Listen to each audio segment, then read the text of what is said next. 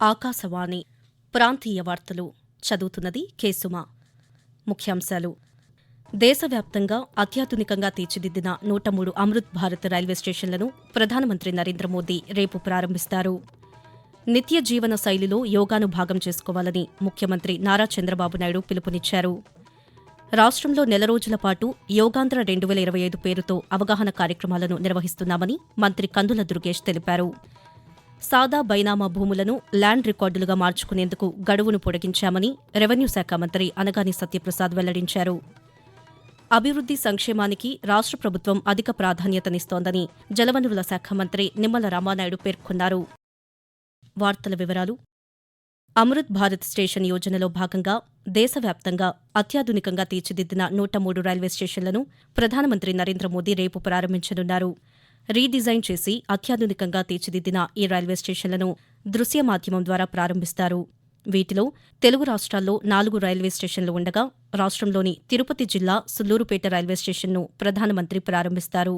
ఈ సందర్భంగా Sullurpeta additional railway manager Ankur Chauhan మాట్లాడుతూ, सुलूरपेट स्टेशन ये आंध्र प्रदेश में है। चेन्नई डिवीजन का ये पहला स्टेशन रिनोवेशन का काम कंप्लीट हुआ है। इसमें एडिशनल फैसिलिटीज प्रोवाइड किया है। का टोटल बजट 14.5 करोड़ स्पेंड किया गया है। न्यू कॉनकॉर सर्कुलेटिंग एरिया यहाँ पर आया है with latest facilities. Coaching boards are available for guiding passengers. CCTV monitoring systems है। पीए अनाउंसमेंट सिस्टम्स है। Honourable PM is go inaugurate 22 of May. Thank you.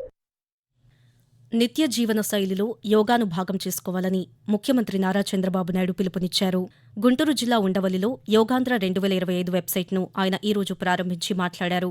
ప్రపంచంలో అన్ని దేశాల్లో నిర్వహించుకునే కార్యక్రమం యోగా అన్నారు. ప్రపంచానికి భారత్ అందిస్తున్న గొప్ప వరమని పేర్కొన్నారు.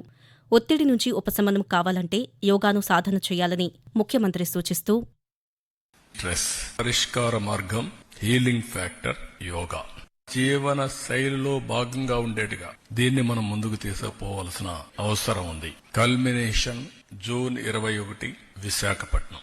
దీనికి యోగాంధ్ర 2025 ఈ మంత్ లాంగ్ మనం చేసే కార్యక్రమాల ద్వారా ప్రతి ఒక్కరిలో చైతన్యం తీసుకురావడం, ప్రపంచానికి ఒక గుర్తింపు తెచ్చే విధంగా ఒక నూతనమైన రికార్డు ఎస్టాబ్లిష్ చేసేట్టుగా ఈ కార్యక్రమాన్ని చేయాలని చెప్పి తలపెడుతున్నాం. రాష్ట్రంలో నెల రోజుల పాటు యోగాంధ్ర 2025 పేరుతో అవగాహన కార్యక్రమాలను నిర్వహిస్తున్నామని పర్యాటక శాఖ మంత్రి కందుల దుర్గేష్ తెలిపారు.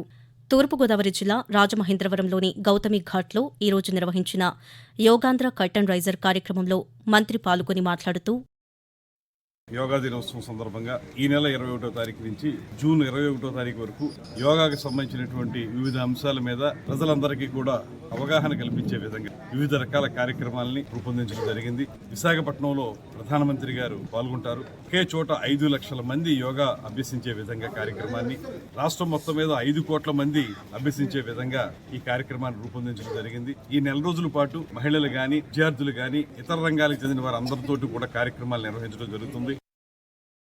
రాష్ట్రంలో నిర్వహించే 2025 అంతర్జాతీయ యోగా దినోత్సవంలో ప్రధానమంత్రి నరేంద్ర మోదీ పాల్గొననున్నారు.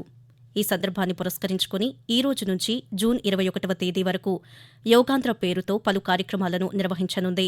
ఇందులో భాగంగా ఈ రోజు అనంతపురం, పార్వతీపురం మన్యం, ప్రకాశం, అన్నమయ్య, అనకాపల్లి, పశ్చిమ గోదావరి, కృష్ణా, ఎన్టీఆర్ జిల్లాల్లో యోగాపై అవగాహన కార్యక్రమాలను నిర్వహించారు. ఎన్టీఆర్ జిల్లా విజయవాడలో నిర్వహించిన కార్యక్రమంలో రాష్ట్ర ఆరోగ్య సంక్షేమ శాఖ కార్యదర్శి ఎంటీ కృష్ణబాబు పాల్గొన్నారు. ఈ సందర్భంగా ఆయన మాట్లాడుతూ, యోగాలో ఏమి చెయ్యాలి, దాన్ని దృష్టిలో పెట్టుకుని యోగా ఒక కాంప్రహెన్సివ్ ప్రోగ్రామ్ లాగా ప్రజలకి అందచేయడానికి మినిస్ట్రీ ఆఫ్ ఆయుష్ వాళ్ళు ఒక కామన్ యోగా ప్రోటోకాల్ ఒక 45 నిమిషాలు ఇచ్చారు. అది యూట్యూబ్ లో అందరికి కూడా అందుబాటులో ఉంది. ఆ రకమైన ప్రాక్టీస్ చేయొచ్చు. ఈ యోగాంధ్ర కార్యక్రమంలో ప్రతి చోట కూడా మనం ప్రాక్టీస్ చేయించి ఒక సర్టిఫికెట్ కూడా ఇచ్చే ఏర్పాటు చేయడం జరుగుతోంది. రిజిస్ట్రేషన్ లేకుండా సాధారణ కాగితాలపై భూమిని కొనుగోలు చేసిన సాదా బైనామా భూములను ల్యాండ్ రికార్డులుగా మార్చుకునేందుకు గడువును 2024 నుంచి 2027 వరకు పొడిగించామని రెవెన్యూ శాఖ మంత్రి అనగాని సత్యప్రసాద్ వెల్లడించారు. అమరావతిలోని రాష్ట్ర సచివాలయంలో భూ సమస్యల పరిష్కారంపై మంత్రివర్గ ఉపసంఘం నిన్న మరోసారి సమావేశమయ్యింది. ఈ సందర్భంగా మంత్రి సత్యప్రసాద్ మాట్లాడుతూ పేదలకు న్యాయం జరిగేలా ఎసెండ్ భూముల ఫ్రీహోల్డ్ యాజమాన్య హక్కుల కల్పనపై నిర్ణయం తీసుకుంటామని ఆయన తెలిపారు. ఆకాశవాణి ప్రాంతీయ వార్తలు వింటున్నారు. అభివృద్ధి సంక్షేమానికి రాష్ట్ర ప్రభుత్వం అధిక ప్రాధాన్యతనిస్తోందని రాష్ట్ర జలవనరుల శాఖ మంత్రి నిమ్మల రామానాయుడు తెలిపారు. పశ్చిమ గోదావరి జిల్లా యలమంచిలి మండలంలో 2,04,00,000 రూపాయలతో చేపట్టిన వివిధ అభివృద్ధి సంక్షేమ పనులకు నిన్న శంకుస్థాపన చేశారు. ఈ సందర్భంగా మంత్రి మాట్లాడుతూ వ్యవసాయానికి ప్రాధాన్యతను ఇస్తూ అందుకవసరమైన పంట కాలువ పనులను అందుబాటులోకి తెచ్చే విధంగా పనులు చేపట్టామని తెలిపారు. శాంతి సామరస్యాలను పెంపొందింపజేసి ప్రజలలో ఐక్యతా భావనను పాదుకొల్పజేయడం, ఉగ్రవాద చర్యలను అరికట్టడమే లక్ష్యంగా ఈరోజు జాతీయ ఉగ్రవాద వ్యతిరేక దినం పాటిస్తున్నారు. 1991 సంవత్సరం మే 21వ తేదీన తమిళ టైగర్ల ఆత్మాహుతి దళం జరిపిన బాంబు దాడిలో మాజీ ప్రధానమంత్రి రాజీవ్ గాంధీ హత్యకు గురైన ఈ రోజును ఉగ్రవాద వ్యతిరేక దినంగా పాటిస్తున్నారు. ఉగ్రవాదం, హింసాకాండలకు వ్యతిరేకంగా ప్రజలను చైతన్యపరచడం, ఉగ్రవాదం వల్ల కలిగే దుష్ప్రభావాలను ప్రజలకు తెలియజేయడం ఈ కార్యక్రమం యొక్క ముఖ్య ఉద్దేశం. ఆపరేషన్ సింధూర్ విజయానికి మద్దతుగా భారత సైనికుల పరాక్రమానికి దేశం గౌరవ వందనం తెలుపుతోంది. సాయుధ దళాలకు సంఘీభావంగా ఆకాశవాణి వార్తా విభాగం ప్రత్యేక కథనాన్ని అందిస్తోంది. ఇందులో భాగంగా చైనా యుద్ధంలో కీలక పాత్ర పోషించిన మేజర్ ధన్ సింగ్ థాపా గురించి ఈరోజు తెలుసుకుందాం. హిమాచల్ ప్రదేశ్లోని సిమ్లాలో ఏప్రిల్ 10, 1928ని జన్మించిన మేజర్ ధన్ సింగ్ థాపా ఆగస్టు 28, 1949న 8వ గూర్ఖా రైఫిల్స్ దళంలో చేరారు. 1962లో చైనా యుద్ధం సమయంలో మేజర్ ధన్ సింగ్ పాంగోంగ్ సరస్సుకు ఉత్తరాన ఉన్న సిరిజాప్ వ్యాలీలో ఒక ప్లాటూన్కు నాయకత్వం వహిస్తున్నారు. 1962 అక్టోబర్ 21న చైనా దాడి చేసిన సమయంలో శత్రువుల ఆక్రమణలను అడ్డుకోవడానికి ఆయన వీరోచితంగా పోరాడి శత్రువులకు భారీ నష్టాన్ని కలిగించారు. యుద్ధ సమయంలో ఆయన చూపిన ధైర్య సాహసాలకు భారత ప్రభుత్వం పరమవీర చక్ర పురస్కారంతో సత్కరించింది. ప్రజా సమస్యల పరిష్కారానికి మన ఊరు మాట మంత్రి కార్యక్రమాన్ని ఉప ముఖ్యమంత్రి కె. పవన్ కళ్యాణ్ రేపు శ్రీకాకుళం జిల్లా టెక్కలిలో ప్రారంభించనున్నారు. గుంటూరు జిల్లా మంగళగిరి క్యాంప్ కార్యాలయం నుంచి పవన్ కళ్యాణ్ టెక్కలిలోని సినిమా థియేటర్ తెరపై ప్రత్యక్ష ప్రసారం ద్వారా ప్రజలతో ముఖాముఖి నిర్వహించనున్నారు. ప్రజల సమస్యలు అడిగి తెలుసుకుని వాటి పరిష్కారానికి అక్కడికక్కడే అధికారులను ఆదేశించనున్నారు. అలాగే పంచాయతీరాజ్, గ్రామీణాభివృద్ధి శాఖ ఆధ్వర్యంలో అమలు చేస్తున్న వివిధ అభివృద్ధి పనులపైన అభిప్రాయాలు తెలుసుకుంటారు. రాష్ట్రంలోని అన్ని ప్రాంతాల్లోనూ దశలవారీగా ఈ కార్యక్రమాన్ని నిర్వహించనున్నారని అధికారులు తెలిపారు.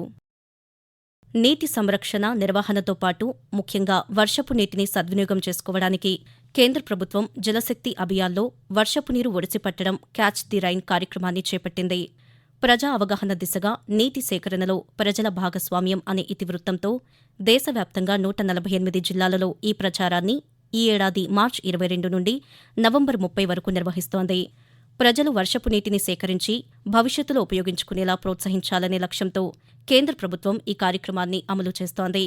ఇందులో భాగంగా వాతావరణ మార్పుల ద్వారా పెరుగుతున్న నీటి కొరత నేపథ్యంలో నీటి భద్రత, వర్షపు నీటి సంరక్షణ, భూగర్భ జలాల పునరుజ్జీవనం ప్రాముఖ్యతపై పలు అవగాహన కార్యక్రమాలను నిర్వహిస్తున్నారు.